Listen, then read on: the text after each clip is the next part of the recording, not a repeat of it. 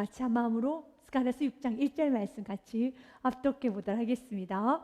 내가 또 눈을 들어본즉 네 병거가 두 산 사이에서 나오는데 그 산은 그리산이더라. 아멘. 스가랴가 BC 520년에 그 11월에서 12월경에 성전 제거가 16년 동안 멈추고 난 후에 다시 성전 제거는 이스라엘 백성이 시작을 합니다. 그쯤에 스가랴 선지자가 8가지 환상을 보게 됩니다. 그리고 그 8가지 환상을 이스라엘 백성들에게, 스룹바벨에게, 여호수아에게 선포를 합니다. 그리고 오늘 본문의 말씀 스가랴서 6장의 말씀은 마지막 8번째 환상이 오늘 본문의 환상의 말씀인 것입니다. 본문의 환상은 네 병거, 여러분 네 마리의 말이 각각 붉은 말, 그리고 검은 말, 흰색 말, 아롱진 말, 이렇게 네 말이 이렇게 병거를 끌어가고 있는 그 모습을 보면서 하나님께서 이렇게 말하고 있습니다. 그 말들의 상징은요, 심판하기 위해서 달려가는 말을 상징하고 있습니다. 하나님은 심판하십니다. 그럼 이 심판은 바로 이스라엘 백성들을 괴롭게 하는 이스라엘 백성들의 대적자를 심판하시기 위해서 하나님은 그 네 병거를 풀어버리시겠다고 말씀합니다.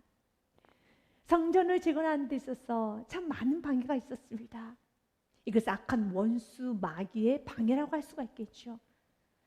그 당시에는 성전 재건을 하는 것을 원하지 않았었습니다.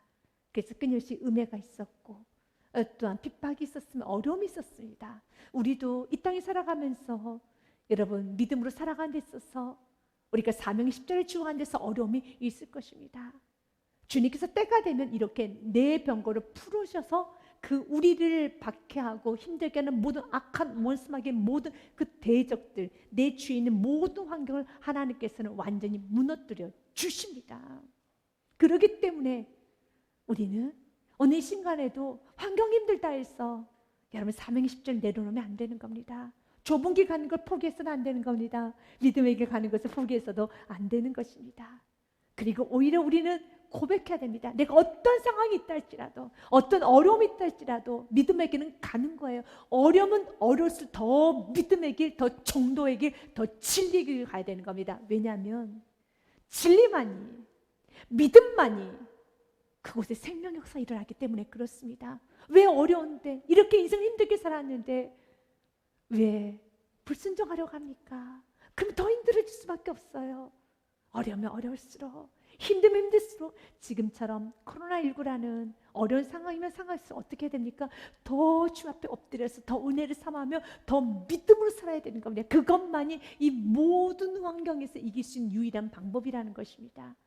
그래서 사도 베드로가 이런 고백을 했을 때 우리 예수님께서는 너무 기뻐하시면서 바요나 시몬아 너가 복이 있도다 라는 말씀합니다. 그리고 두 가지 축복을 하여 주십니다. 사도 베드로가 무슨 고백을 했습니까? 예수께서 어느 날 묻습니다. 사람들 난 누구라느냐? 그때 제자들 말합니다. 어떤 사람은요 예수님 향해서 세례요한이라고 하더라고요. 에레미야? 아니에요. 엘리야라고 하더라고요. 그때 베드로가 이렇게 말합니다. 주는 그리스도십니다. 살아계신 하나님의 아들이십니다 라는 고백을 합니다. 마태복음 16절 말씀에 보니 시몬 베드로가 대답해 이르되 주는 그리스도시요 구원자이십니다. 그리고 그 주님은 지금도 살아 역사하신 하나님이십니다. 하나님의 아들이십니다 라고 고백을 했었을 때 17절 말씀에 예수께서 대답해 이르시되 바요나 시몬아 참 내가 복이 있도다. 이를 내가 알게 하니는 혈육이 아니요 하늘에 계신 내 아버지시니라 라고 말씀하시면서 두 가지 복을 내려주며 첫 번째는 음부의 권세가 너를 이기지 못하리라. 아멘. 18절 말씀 같이 읽겠습니다. 또 내가 내게 이르노니 너는 베드로라. 내가 이 반석 위에 내 교회를 세우리니 음부의 권세가 이기지 못하리라. 아멘. 바로 그 베드로의 고백 위에 여러분들 베드로와 같은 그런 고백을 한다면 음부의 권세가 이기지를 못합니다. 교회라는 곳이 어떤 곳이냐? 교회는 건물이 아니죠. 교회는 예수님을 주로 고백한 사람들이 모여있는 에클레시아, 여러분 예수님을 주로 고백한 사람들이 모여있는 그리스도인들이 모이는 공동체를 교회라고 합니다. 우리가 예수님을 주라고 고백할 때 주는 그리스도시라고 고백하고 그분의 살아 역사하신다고 고백했을 때 이 교회는 어떤 음부의 권세도 넘어뜨리지 못합니다. 그리고 그 교회에 날마다 복음의 말씀이 선포되는 것입니다. 이 동일한 은혜가 여러분의 인생에도 펼쳐지게 되어 있어요. 여러분들이 주님만이 그리스도십니다. 우리 가정을 구원하실 분은, 내 인생을 구원하실 분은, 나를 도와주신 오직 유일한 분은 예수 그리스도 외에는 없습니다 라고 고백하게 되면 음부의 권세가 이기지 못합니다. 근데 자꾸 사단은 광명한 천사처럼 유혹을 합니다. 아니, 주님도 구원자이시지만, 아니 그래도 물질이, 저 사람이, 그리고 이렇게 좀 세상과 타협하면 잘 살 수 있어. 절대 아닙니다. 주님만이 구원자이십니다.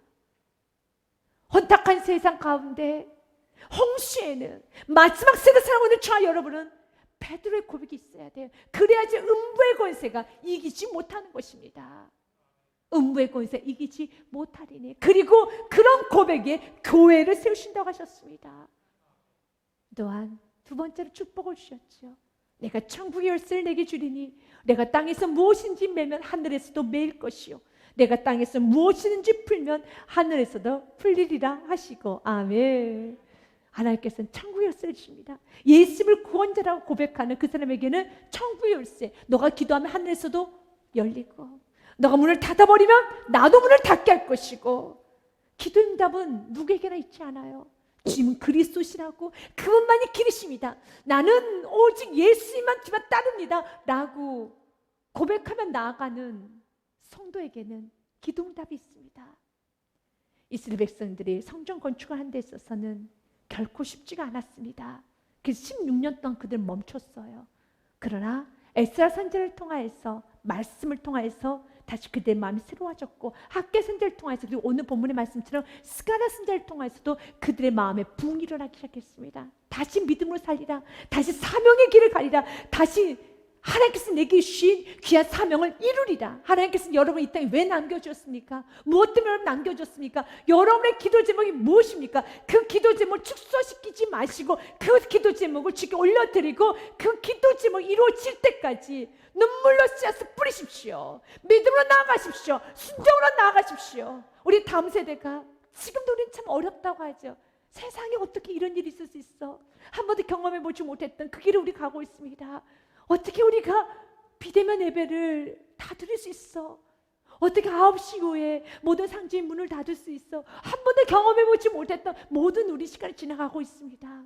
그럼 우리 다음 세대는 어떨까요? 우리보다 조금 더 여유롭고 편안한 여러분 생활을 할 수 있을까요? 그러기를 우리는 바라고 소망하지만 그렇지 않다는 걸 우리가 알고 있습니다. 그렇기 때문에 저와 여러분이 믿음으로 살아서 다음 세대에게 긍휼을 남겨줘야 돼요. 하나님의 인정과 하나님의 은혜가 물붓듯이 쏟아 부어지도록 우리가 오늘도 믿음으로 살아야 되는 것입니다. 그래서 이스라엘 백성은 16년간 멈췄어요. 그래서 다시 그들이 일어섰을 때 수많은 방해가 있었지만 스가랴 선지자의 환상을 통해서 힘을 얻습니다. 걱정하지 말아라. 너의 대적들, 너의 악기를 맡고 있는 모든 대적들, 때가 되면 내가 심판할 것이란다. 내가 다 걷어낼 것이란다. 내가 다 사라지게 해줄 것이란다. 믿습니까? 여러분, 많은 대적도 있습니까? 가난한 대적이 있습니까? 질병이한 대적이 있습니까? 여러분 또한 여러분 압박의 대적이 있습니까? 그러나 그 압박 가운데, 가난 가운데, 두려움 가운데, 질병 가운데도 믿음의 길을 뚜벅뚜벅 걸어가기 시작했을 때, 사랑하는 여러분, 하나님의 때가 되면 이루십니다. 그러면서 스가랴가 보았어요. 내가 또 눈을 들어본즉 네 병거가 두 산 사이에서 나오는데 그 산은 구리산이더라 라고 말합니다. 여기서 두 가지 해석이 있습니다. 첫 번째 해석은 이제 두 산을 시온산과 감람산을 추정해서 또한 그 가운데 골짜기를 기둥 골짜기를 보고 있습니다. 그리고 두 번째 해석은요, 이 두 산을 과거 솔로몬이 지었던 예루살렘 성전에 있는 기둥, 큰 기둥이 있었어요. 하나는 야킨이라는 기둥과 또 하나는 보아스라는 기둥이 있었죠. 그 야킨과 보아스, 이미 예루살렘 성전은 무너졌어요. 그래서 스룹바벨이 다시 재건하고 있는 제2의 성전에는 야긴이 없어요. 보아스가 없어요. 그 이미 말씀하셨죠. 다시 지어질 성전, 너희 눈에는 예루살렘 성전에 비하면 좀 초라해요.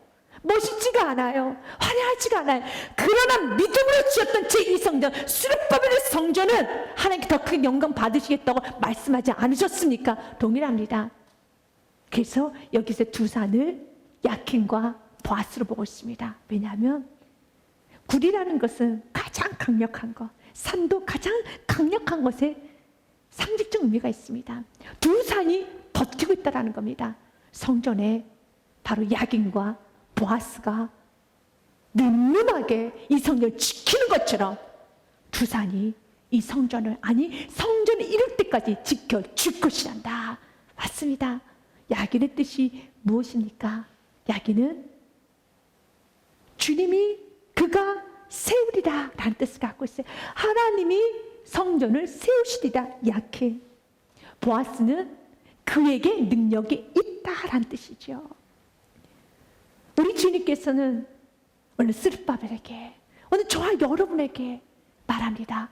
두 산이 있어. 너 인생에 두 산이 있어. 늠름한 두 산이 있어. 야킨과 보아스가 있어. 그가 세우리라.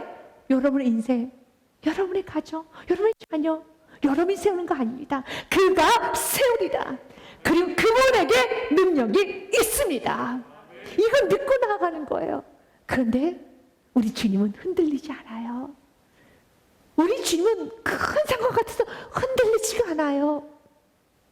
역대하 3장 17절 말씀에 보면은요, 두 기둥을 성전 앞에 세웠으니 왼쪽에 하나요, 오른쪽에 하나라. 오른쪽 것은 야긴이라 부르고 왼쪽 것은 보아스라 불렀더라. 그 야긴과 보아스가 주님이 세우시고 그분에게 능력이 있습니다라는 그 뜻을 가지고 야긴과 보아스가 성전을 지켰던 것처럼 우리 인생 가운데도요, 그 기둥의 모습이 아니라 이제는 커다란 산처럼 여러분 인생 가운데 내가 세우리라. 또 나에게 능력이 있단다. 너 자신이 능력이 있는 것이냐, 나에게 능력이 있기 때문에 우리는 능력자 되신 주님을 요청하기만 하면 우리 삶 가운데 능력이 임하는 것입니다. 여러분 힘으로, 여러분 고사리 같은 손으로 일하려고 하지 마시고 그 고사리 같은 손으로 주님을 붙드셔서 주님이 마음껏 일하실 수도 나가보시기 바라겠습니다. 이사야서 60장 21절과 22절 말씀에 보면 주님께서 굉장히 축복의 말씀하십니다. 내 백성이 다 어렵게 되어 영원히 땅을 차지하리니 그들은 내가 심은 가지요 내가 손으로 만든 것으로서 나의 영광을 나타낼 것인지. 아멘. 주님께서 여러분 심으셨고 여러분 주님의 가지입니다. 믿으십니까? 우리 주님의 자녀죠. 주님의 가지죠. 주님 심으셨죠. 주님께서는 가정에 심으셨고 사업장에 심으셨고 여러분 인생에 심으셨습니다. 교회도 주님이 심으셨습니다. 그래서 주님은 영광 나타낼 것을 주실 것입니다. 주님께서 세우시고요, 주님에게 능력이 있고 주님만이 세우십니다. 근데 그 주님께서 약속합니다. 22절 말씀이에요. 우리 같이 읽습니다. 그 작은 자가 1000명을 이루겠고 그 약한 자가 강국을 이룰 것이라. 때가 되면 나 여호와가 속히 이루리라. 아멘. 1000명을 이루겠고 약한 자가 강국을 이룰 것이라. 우린 너무 약하죠. 그러나 주님이 심으셨기 때문에, 우린 주님이 가지기 때문에 우리 주님 약속합니다. 작은 자가 1000명을 이룰 것이고 약하디 약한 우리 가정, 보잘것없는 우리 가정, 실패하고 깨지고 이혼하고 상처받고 모든 음란과 어떤 폭언과 폭력과 시기와 질투와 허영과 허세와 교만과 욕심으로 가득했던 우리 가정, 나의 인생을 주님께서는 강국으로 만들어 주십니다. 우리가 주님 안에만 있기만 하면은요, 믿음의 길 포기하지 않으면, 끝까지 사명 붙들고 나아가면 하나님의 강국을 이루십니다. 하나님 말씀 그대로 이루어집니다. 오늘 본문의 말씀에 보니 여전히 세상의 사람들은 이스라엘 백성들을 무시했어요. 성전을 뚝딱뚝딱 건축하는 그들을 보면서 자기 나라도 하나 없는 백성들, 제대로 갖춰지지 않은 백성들, 그런데 지금 조직을 만들어야 되는 거 아니야? 학교를 지어야 되는 거 아니야? 지금 공공복지시설 만들어야 되는 거 아니야? 그런데 저 우둔한 백성들 좀 봐. 성전을 짓고 있네? 저게 뭐라고? 성전을 짓고 있네? 우리는 세상 어떤 것보다 예배가 먼저 돼야 됩니다. 성전이 먼저 돼야 되는 것입니다. 영적인 것이 내가 바로 서 있을 때, 내 영혼이 잘될 때 범사가 잘 되고 강건해지는 겁니다. 그러나 내 영혼이 무너지기 시작하면 범사가 무너지고 내 삶에는 강건함이 없어요.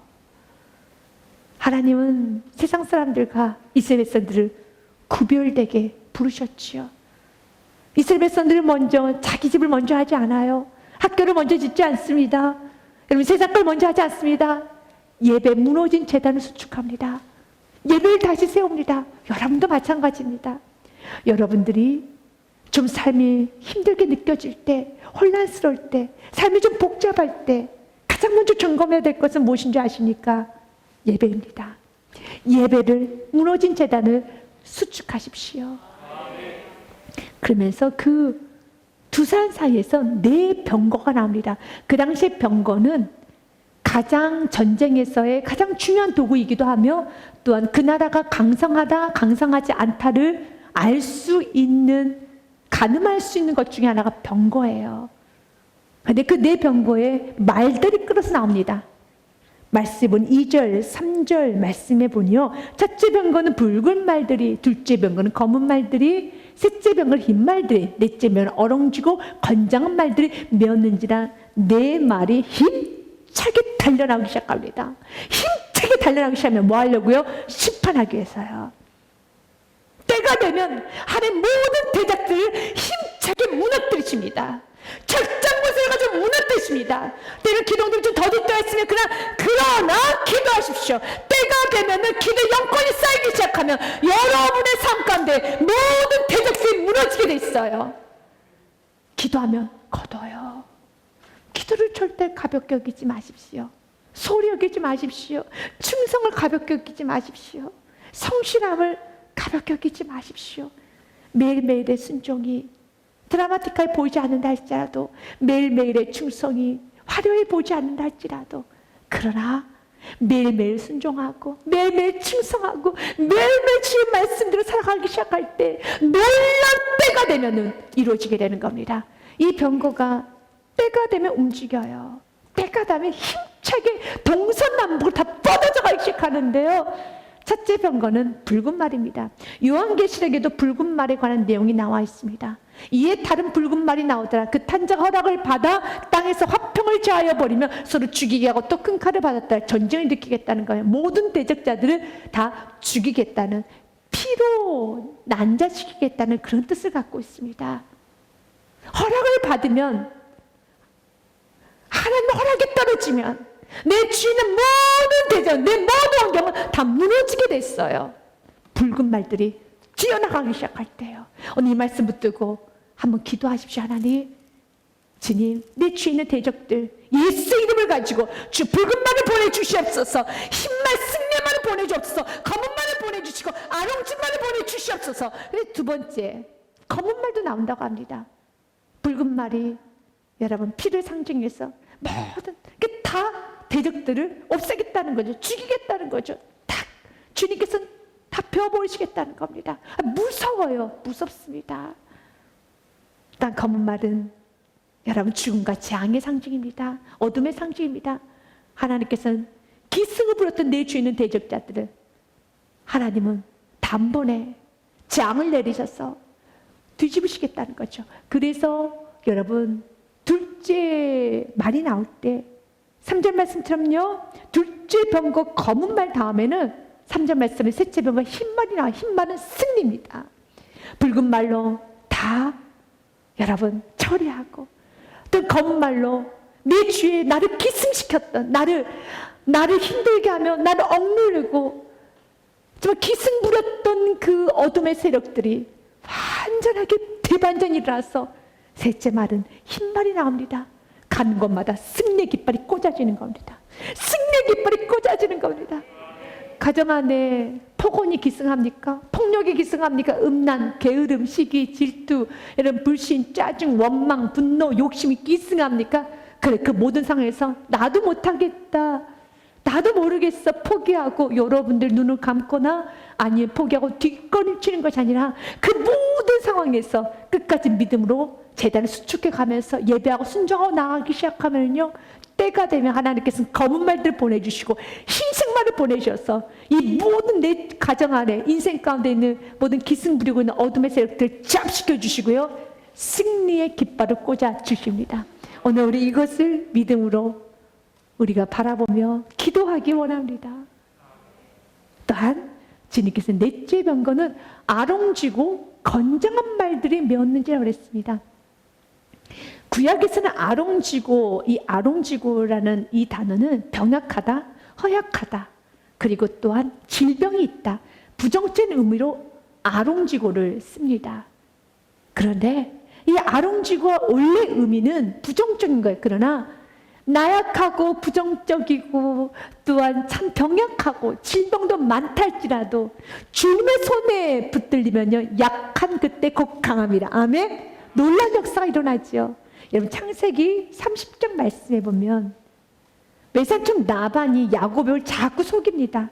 야곱의 일만 시키고 야곱에게 합당한 대가를 대우를 해주지 않습니다. 자꾸 속입니다. 그래서 때가 되자 야곱이 외삼촌 라반에게 이젠 나는 떠나야 되겠습니다 라는 말을 합니다.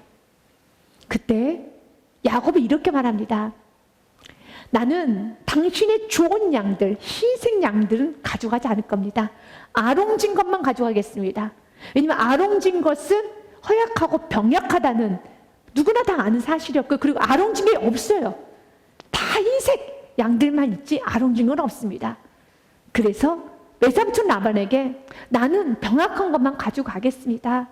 내가 이 모든 양떼를 다 불리지 않았습니까? 내가 이거 확장시켜 놓지 않았습니까? 당신 다 가지시고요, 아롱진 것만 가지고 가겠습니다 라고 말합니다.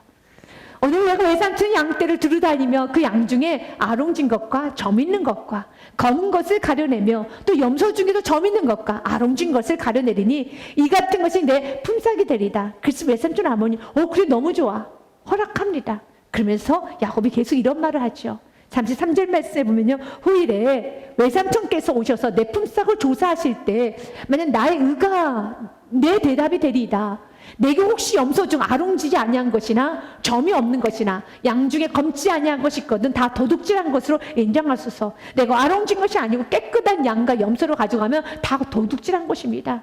그래서 외삼촌 라반이 그 말 듣고 좋다 하면서 얼마나 욕심이 많았는지 외삼촌의 라반이 아들들을 불러서 개 중에 아롱진 것이 100마리 중에 한 마리 정도 있었겠죠. 그래서 그 한 마리를 따로 분리시켜가지고 멀리 사흘 길을 걸어야지만 갈 수 있는 거리로 이렇게 떨어뜨려 놓습니다. 절대로 서로 만나지 못하도록 사흘 길을 떨어뜨려 놨습니다. 맞아요. 인간이 절대로 복을 받지 못하도록, 세상 모든 환경이 절대 복을 받지 못하도록, 모든 환경 나를 지금 다 주셔볼 때짜도 하나님께서 복 내리실까지 반드시 복을 받습니다. 하나님께서 세우신 인생 반드시 세우십니다. 모든 환경이 복을 받을 수 없어. 실패할 수밖에 모든 환경이 할지라도 하나님 복을 주시고자 하면은요, 복이 쏟아지는 것이고요, 반대로 복 받을 조건이 다 갖춰줘도 하나님이 고개를 돌리시면 복 받을 수 없습니다. 복은 하나님 손에만 있습니다. 생사화복은 하나님의 손에 있습니다. 인간적인 방법으로는 아롱진 걸 단 한 마리도 가져갈 수가 없어요. 그 중에 아롱진 것도 외삼촌 라반이 자기 아들들 시켜서 살길을 멀리 떠나 보냈어요. 그 절대로 여러분 아롱진 것과 접할 수가 없어요. 아기를 뵐 수가 없어요. 새끼를 낳을 수가 없어요. 하나님께 초자연주의 방법으로 하나님은 역사를 하여 주십니다. 창세기 30장 말씀에 보면은요, 37절 39절 말씀에 보면 야곱이 버드나무와 살구나무와 신풍나무의 푸른 가지를 가져다가 그것들의 껍질을 벗겨 흰 무늬를 내고 그 껍질을 벗긴 가지를 양떼가 와서 먹는 개천의 물 구유에 세워 양떼를 향하게 하며 그때가 물을 먹으러 올 때 새끼를 베니. 39절에서 같이 읽겠습니다. 가지 앞에 새끼를 내물어 얼룩얼룩한 것과 점이 있고 아름진 것을 낳은지라. 할렐루야! 아멘! 어떤 성도님은 이 약재가 중요한가 보다. 버드나무, 살구나무, 신풍나무, 약재가 중요한 게 아니죠. 오늘 38절 말씀에 보면 이런 말씀이 있어요. 그 껍질 벗긴 가지를 양떼가 와서 먹는 개천에 물 구에 세워 양떼 향하게 하면 그 양떼는 어떤 양떼입니까? 건강하고 좋은 양떼, 흰 양떼, 수만 마리 양떼가 펼쳐져 있는데 그 보기만 하면, 그 향하기만 하면 그때가 물을 먹을 때 새끼를 베면은 아롱중에 나오는 거예요. 누가 하셨습니까? 하나님이 하셨지요. 누가 하셨습니까? 하나님이 하셨지요. 지금 야곱이 뭘 선택했습니까? 아롱진 걸 선택했어요. 가장 나약한 걸 선택했습니다. 사랑하는 여러분, 환경, 우린 더 이상 핑계하면 안 됩니다. 자신의 약함, 핑계하면 안 됩니다. 아롱진 것을 선택하고 가장 약한 것, 가장 불가능한 것, 가장 불모지를 선택했다 할지라도 내가 그곳에서 야곱같이 하나님 말씀을 됩니다. 믿음으로 나아가기 시작하면 기적은 일어납니다. 오늘 가장 세상 사람들 보기엔 이스라엘 백성들은 아롱진 백성들이에요. 약합니다. 그들이 하는 방법은 너무 답답해요. 그들이 지금 하고 있는 행동은 너무 구시대적이에요. 어리석어 보여요. 마치 우리 그리스도인들이 문제가 있을 때 기도하고 예배하는 그 모습이 진취적이어 보이지 않고 구시대적이어 보이고 무능해 보이고 어리석어 보이고 전부 같이 보인다 할지라도 만약 그 모습이 우리의 그 모습이 아름진 것처럼 병약해 보이고 질병이 있어 보이고 무능한다 볼지라도 그 아름진 것이 믿음의 손, 주님의 손에 들렸었을 때 놀라운 기적이 일어나는 겁니다. 우리 예수님의 겉모습도 참 아롱진 것처럼 화려하지는 않았어요. 그래서 이사야서 53장 2절 말씀에 보면요, 그는 주 앞에서 자라나기를 연한 쓴 같고 마른 땅에서 나온 뿌리 같아서 고운 모양도 없고 풍채도 없은지 우리가 보기에 흠모할 만한 아름다운 것도 없도다. 그는 멸시를 받아 사람들에게 버림을 받았으며 강구를 많이 겪었으며 질고를 하는 자라 마치 사람들이 그에게서 얼굴을 가린 것 같이 멸시를 당하였고 우리도 그를 귀히 여기지 아니하였도다. 흠말 것도 없고요. 또한 여러분, 사람들이 멸시를 당할 만한 그런 외적인 모습이었어요. 7절 말씀에도요, 그가 곤욕을 당하여 괴로울 때 그 입을 열지 아니하였으며 마치 도수전에 끌려간 어린 양과 털 깎는 자 앞에서 잠잠한 양같이 그 입을 열지 아니하였도다. 좀 무능해 보입니다. 병약해 보입니다. 아름졌지요. 그러나 겉모습이 아름진 것처럼 병약해 보이고 무능해 보이고 힘없어 보인다 할지라도 그 예수님 하셨던 일이 온 인류를 구원하셨음을 믿으시길 바라겠습니다. 그 연약한 모습 그대로 순종으로 십자가에 오르셨을 때 기적은 일어납니다. 우리 외적인 모습은 전혀 문제가 되지 않습니다.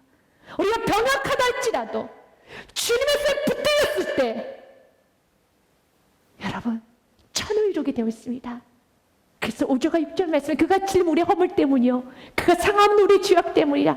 그가 징계를 받음으로 우리가 평화를 누리고 그가 채찍에 맞음으로 우리는 나음을 받았도다.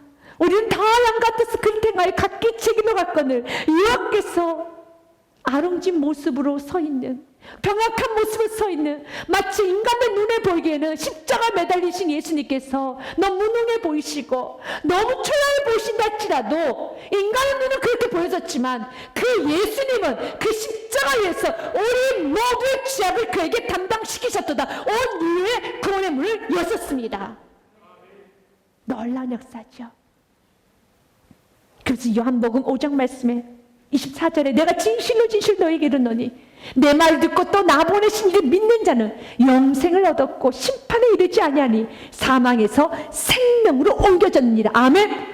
그 병약하고 겉모습은 흠말 것이 없는 그 모습이었지만 예수님께서 십자가에 순종을 나가셨을 때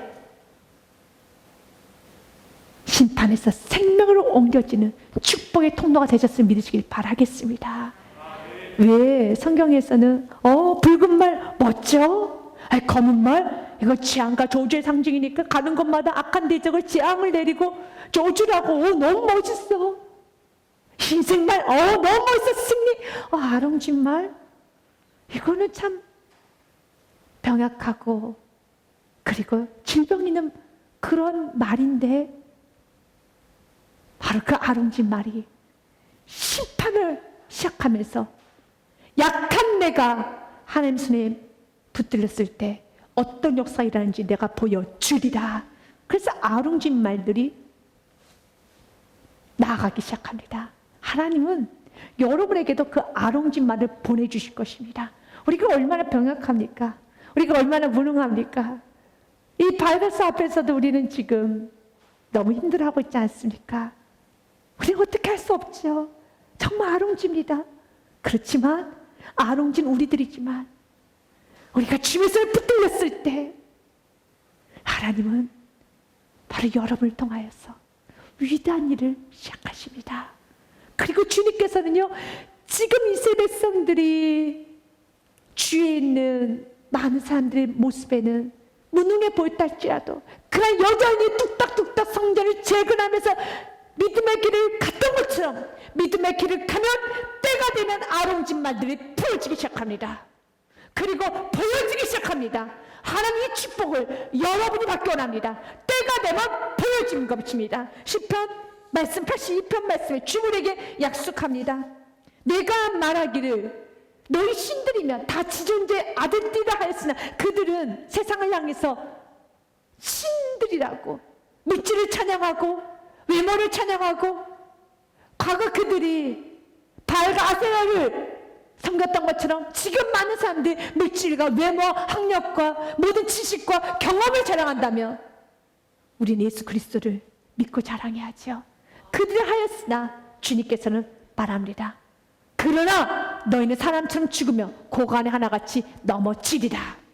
심판이에요. 또한 이 네 병거는 오늘 성경에 이렇게 상징합니다. 내가 내게 말한 천사에게 이르되 내 주여, 4절 말씀에 이것들이 무엇이니까 묻습니다. 그때 5절에 천사가 대답해 이르되 하늘의 네 바람인데 온 세상 주 앞에 서 있다가 나가는 것이라 하더라. 이 네 병거가 하나님께서 이렇게 또 말합니다. 말이 네 바람이라는 겁니다. 이런 바람은 어디서 오는지 모르고 어디서 흘러가는지 몰라요. 그런데 바람이 불면은 어떻게 다 느낄 수 있습니다. 오늘 성경 말합니다. 마치 그 네 병거는 네 말들은 바람과 같아. 이 바람은 루하우 성령님을 상징합니다. 그런데 분명히 이 말들이 가는 곳에 심판이 있었다고 그랬었죠. 맞아요. 성령님은 우리를 심판하십니다. 그런데 심판의 때가 참 중요해요. 여러분이 마지막 때의 심판을 받으면 우리는 더 이상 회개할 기회가 없습니다. 심판은 여러분, 그런 오늘 성령께서 나를 심판하시면 내게 살 길이 열려요. 성경 말합니다. 요한복음 16장 말씀에 보면요, 그러나 내가 너에게 실상을 말하노니 내가 떠나는 것이 너에게 유익이라. 이것은 성령님께서 오심을 우리 예수께서 말씀하셔서 내가 떠나는 것이, 왜냐하면 성령이 오시기 때문에 너에게 유익하다라는 말씀을 하는 것이죠. 내가 떠나가지 아니하면 보혜사가 너에게로 오지 아니하실 것이요 가면 내가 그를 보혜사를 너에게 보내리니, 성령님을 보내리니 라고 말씀하셨습니다. 그러면 그 성령께서 무엇을 하십니까? 그가 와서 죄에 대해서, 의에 대해서, 심판에 대해서 세상을 책망하시리라. 아멘. 이 마지막 때 이 책망은 성령님이 하시는데, 그런데 이 성령님 너무 우려스러운 것은 예수께서 그 성령님을 우리에게 보내주셔서 마지막 때, 심판 때 이 내 병거가 심판한 것이 아니라 지금 우리가 이 말씀 듣고 심판을 받아야 되는 겁니다. 그리고 그 심판이 무엇입니까? 회개로 가면 되는 것입니다. 히브리서 말씀에 보면 성경 우리에게 말합니다. 4장 12절 13절 말씀에 성령님은 진리의 영이세요. 말씀의 영이십니다. 하나님 말씀 살아있고 활력이 있어 좌우에 낯선 어떤 것보다 예리하여 혼과 영과 밑과 밑 관절과 골수를 찔러 쪼개서 또 마음의 생각과 뜻을 판단하니 13절 말씀 같이 읽습니다. 지으신 것이 하나도 그 앞에 나타나지 않음이 없고 우리의 결산을 받으시의 눈앞에 만물이 벌거벗은 것 같이 드러나느니라. 믿으십니까? 하나님 말씀 우리를 다 벌거벗기십니다. 마지막 때 우리가 심판주이신 하나님 앞에 섰을 때 우리의 벌거벗이 다 드러나면 우린 그때는 살 수가 없어요. 그러나 오늘 이 시간에 우리가 이 말씀 앞에 벌거벗이, 우리 안에는 우상이 드러나고 우리 안에 끊임없이 아롱지고 병약함에서 불구하고 병약한데 교만하기까지 가지고 하나님 의지하지 않고 병약한 모습 그대로 교만하게 욕심부리고 자만하고 자기 자신을 의지하고 그런 모든 것을 회개하는 거예요.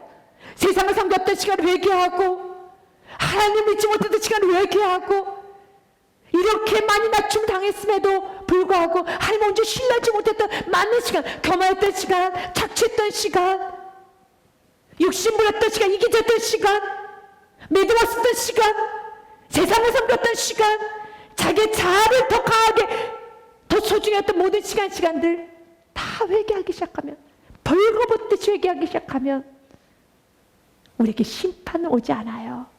그러나 오늘 우리가 회개하지 않는다면 마지막 때는 요한계시록 6장 말씀처럼 우리는 이렇게 외치게 될 겁니다. 땅의 임금들과 왕족들과 장군들과 부자들과 강한 자들과 모든 종과 자유인이, 그 누구도 예외될 자 없다는 거죠. 종이든 자유인이든 부자든 가난한 자든 상관없이 다 굴과 산들의 바위 틈에 숨어서 이렇게 말할 거라는 겁니다. 산들과 바위에게 말하되 우리 위에 떨어져 보좌에 앉으신 이 얼굴에서와 그 어린 양의 진노에서 우리를 가리라. 제발 우리 좀 숨겨주세요.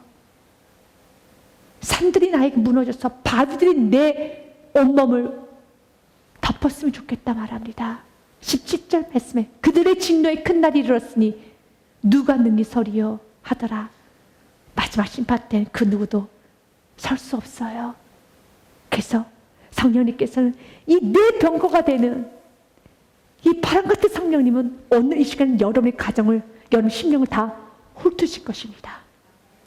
그리고 말씀을 통해서 벌거벗기실 겁니다. 예배는 바로 이 노아의식, 바람이신 성령님이 여러분의 마음을 훑는 시간이고, 그러니까 죄를 드러내는 시간이고 벌거벗기는 시간인 겁니다. 이건 축복입니다. 내가 이 시간에 벌거벗겨지면 축복인 것입니다. 그러나 이 시간에 벌거벗겨지지 않냐고 그 바람 같은 성령님을 거부하기 시작하면, 외면하기 시작하면 말씀 그대로예요.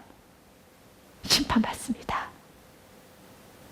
그래서 복이 있는 자는 두루마기를 빠는 자가 복이 있다고 성경은 말합니다. 요한계시록 22장 13절 말씀, 나는 알파고 오메가요. 난 처음과 마지막이요. 시작과 마침이라. 우리 인생 모든 주관자시고 알파 오메가시고 시작과 마침이시고 그분께서 우리에게 선포합니다. 복 있는 자가 어떤 자신지요? 14절 말씀 같이 읽습니다. 자기의 두루마기를 빠는 자들은 복이 있으니 이는 그들이 생명나무에 나아가며 문들을 통하여 성에 들어갈 권세를 받으려 합니다. 아멘. 어떤 자가 복 있다고요? 두루마기를 빠는 자는 먼저 두루마기를 입으셔야 돼요. 그 두루마기 무엇입니까? 예수를 나의 구원자 영접하셔야 되는 겁니다. 예수를 구원자 나의 구원자 영접하지 않으면 이미 두루마기도 없는 자들이죠. 그러나 예수를 나의 구원자 영접하셨습니까? 그러면 그 두루마기를 빠십시오. 내가 하나님 앞에 우선적 삶을 살지 못했던 시간, 불신했던 시간, 교만했던 시간, 거짓됐던 시간, 우상숭배했던 시간, 세상 자기가 하나님을 만들었고 살았던 모든 시간을 회개하십시오. 반드시 심판이 있어요. 반드시 하나님 그 대가를 치르게 하십니다. 우리가 다음 세대에게 믿음을 남겨줘야 됩니다. 주의 자비와 주의 긍휼이 임할 수 있도록 오늘 선한 축복의 통로가 되어야 하겠습니다. 이스라엘 백성들이 성전 건축을 하면서 많은 어려움이 있지만 어느 환상을 통하여서 힘을 부여줬던 것처럼 너의 대적들 내가 다 채워줄 것이고 승리의 깃발을 꽂을 것이고 그리고 아롱진 너희들을 내가 높여줄 것이고, 그러나 오늘도 말씀을 통해서 회개할 걸 회개합시다. 동일하게 말합니다. 믿음의 길을 가고 있는 여러분에게 주님 말합니다. 내가 너희 대적들 다 치워줄 것이고 승리의 깃발을 꽂아줄 것이고 아름진 너희들 세워줄 것이란다. 때가 되면 이루리라. 아멘. 그러니 우리는 세상 사람들을 부러워하지 맙시다. 잠언 24장 1절 말씀에 너희는 악인의 흉통을 부러워하지 말고 그와 함께 있으려고도 하지도 말지니라. 아멘. 믿음의 길을 갑시다. 믿음의 길을 갑시다. 충성되게 가시길 바라겠습니다. 그러면서요 오늘 말씀해 보니 7절에 건장한 말은 나가서 땅에 두루 다니고자 하니 그가 이르되 너는 여기서 나가서 땅에 두루 다니라며 곧 땅에 두루 다니라. 어느 한 것도 없이 하나님 다 심판하십니다. 그리고 8절에 보면 모든 걸 심판하시고 난 후에 내가 쉬겠다라는 말합니다. 그가 내게 외쳐 말하이르되 북쪽으로 나간 자들이 북쪽에서 내 영을 쉬게 하였느니라. 대적들을 진멸하고 나면 쉼이 옵니다. 지금 이때 진정한 쉼이 오게 합니다. 여러분 영혼이 평안해지기 원합니까? 여러분 가정이 평안해지기 원합니까? 여러분 인생 평안해지기 원합니까? 사랑하는 여러분, 여러분 영혼이 쉬기 원합니까? 그렇다면 이 시간에 말씀을 듣고 회개하십시오. 대적들을 물리치십시오. 먼저는 내 안에 있는 대적부터 내 안에 있는 모든 하나님 앞에 온전히 서지 못했던, 내가 하나님 앞에 온전하게 믿음으로 살지 못했던 시간을 오늘 말씀을 통해서 들으셨다면 회개하십시오.